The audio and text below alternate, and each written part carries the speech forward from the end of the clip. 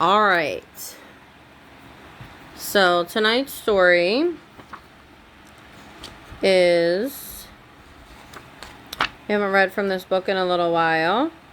But the last story we read from here was A Wolf in Sheep's Clothing. So, the next story should be Little Red Riding Hood, which is page 210.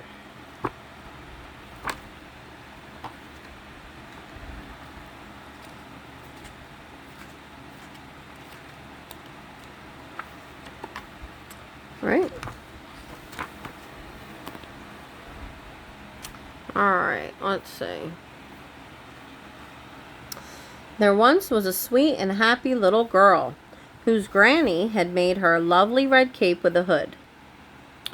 The little girl loved it so much that she wore it everywhere she went. Soon, everyone became so used to her wearing it, that's what they named her, Little Red Riding Hood. Little Red Riding Hood said her mother one Little Red Riding Hood said her mother one morning said to her mother no Little Red Riding Hood said her mother one morning, "Granny is not feeling well. Take her this basket of food and see if you can cheer her up." Little Red Riding Hood loved to visit her granny, so she took the basket of food and she set off right away. "Go straight to Granny's house and don't talk to any strangers," her mother called after her. "Don't worry," sang Little Red Riding Hood as she merrily went on her way. Little Red Riding Hood skipped off through the woods. The sun was shining, the birds were chirping in the treetops, and she didn't have a care in the world. Very soon, she met a wolf. Do you see a wolf? Where's the wolf?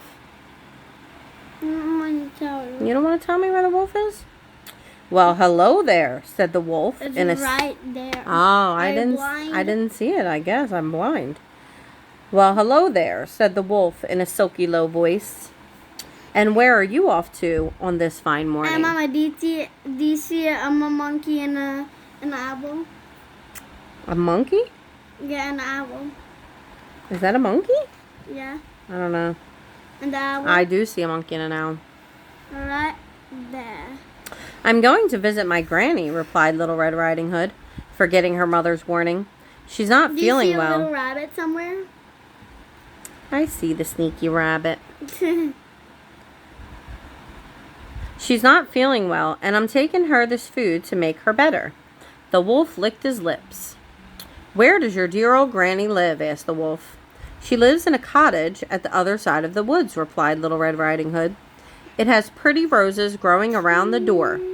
"That is so. Is that so?" said the wolf. "Why, it sounds lovely." Mom, the book should be like this thing should be like straight. Oh, really? Like that. Like it should be like. All right. The book should be. Okay. All right. So that's. There were some beautiful wild flowers growing in the woods, Kidding. and Little Red Riding Hood stopped to admire them. "Why don't you pick a bunch of flowers for your granny?" suggested the wolf. Little Red Riding Hood thought that was a good idea and stooped down to pick some up. As she was busy choosing the prettiest flowers, the wolf strode away down the path. His tummy rumbled loudly. At the end of the path, he saw a cottage with roses growing around the door, just as Little Red Riding Hood had said. The wicked old wolf knocked on the door. "Come right in, my darling," called the grandmother, thinking that it was Little Red Riding Hood. The wolf walked into the cottage. Before the grandmother had a chance to call for help, the wicked creature opened his huge jaws and swallowed her whole. Then he climbed into her bed and pulled the covers up under his chin and waited. Soon, Little Red Riding Hood reached her granny's house with her basket of food I got a bunch of and a beautiful bunch of wild flowers. "Won't Granny be pleased to see me?" she thought as she knocked on the door. This one glow. Look, this one glow. That one glows? Like music. It's a lamb. Yeah. Who are they? Mickey Mouse, Minnie, Mm-hmm. Puppy.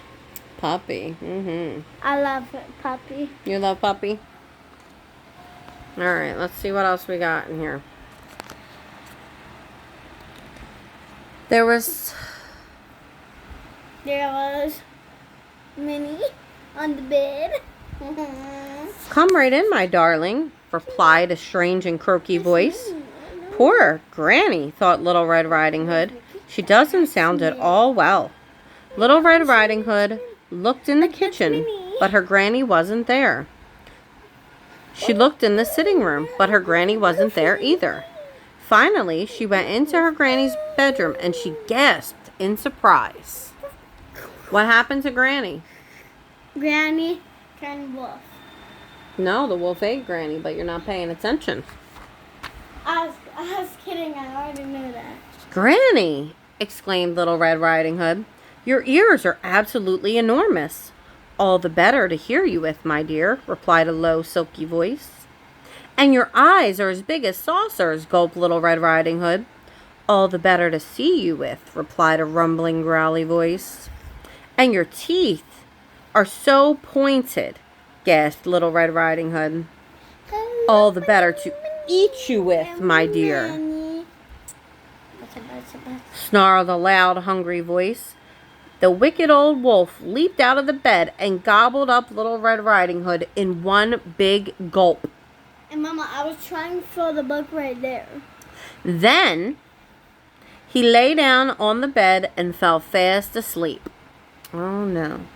Luckily, the woodcutter was working nearby and he heard some very loud and growly snoring sounds coming from the little cottage. I don't like the sound of that, he thought. And with his axe at the ready, he crept into Grandmother's house. He tiptoed into the bedroom and found the wolf fast asleep with his tummy bulging fit to burst. You wicked old wolf, cried the woodcutter. What have you done? He tipped the wolf upside down and shook him as hard as he could. Out fell a very dazed Little Red Riding Hood, followed by her poor old granny. Mama, look. Show the people. The Minnie's on it. The Minnie's riding on the dog? Yeah, the puppies. Mm-hmm. Mickey got hit the puppy. It was so dark in there, cried the little girl. Thank you for saving us. But Little Red Riding Hood's granny was furious. She chased the wolf out of her bedroom, through the cottage, and out into the woods. The woodcutter and Little Red Riding Hood followed close behind her. The wolf never returned, and Little Red Riding Hood never spoke to strangers ever again. The end. Look. So why wasn't she supposed to talk to strangers? Because she would be dead. She would be dead? Yes. Yeah, you don't talk to strangers. That's a rule, right? Yeah, and you'll go somewhere and you get dead one day. You could. That's why it's dangerous to talk to strangers. Yeah, I never talked to And Little Red Riding Hood had to learn it the hard way. If I was outside, I would not talk to no stranger. Even though if it would give me candy, I would not. Melissa's not a stranger. She's your sister. Yeah, I know. Strangers are people you don't know. You don't talk to them. You don't tell them where you live or where you're going or anything like that because strangers could hurt you. All right. Yeah, or they could stab you with a knife. Are you ready for bed? Yeah. I love you. Love you too. Look. Mama, look at me. No. 2, 1. I love you. Love you too. Good night. Good night.